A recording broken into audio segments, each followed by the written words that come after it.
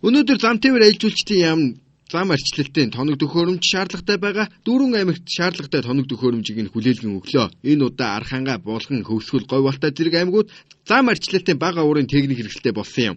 Булган аймгийн автозам засвар арчлалт хариуцсан компанийн хувьд 470 орчим км хатуу болон шорон хүчилтэй замыг хариуцдаг. Зам арчлалт болон засварын ажилдаа ороод байгаа гэсэн. Зам тээвэр аялал жуулчлалын яамнаас олгож байгаа зам арчлалтын бага уурын техник хэрэгсэл нь зайлшгүй шаардлагатай байсан гэдгийг Булган аймгийн зам арчлалт компанид захирал хэлсэн юм.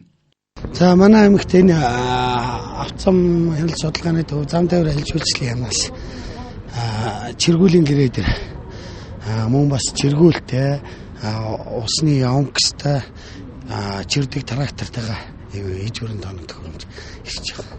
Ер нь Булган аймагт энэ жил зам арчлалтын ямар ажлууд хийж байна?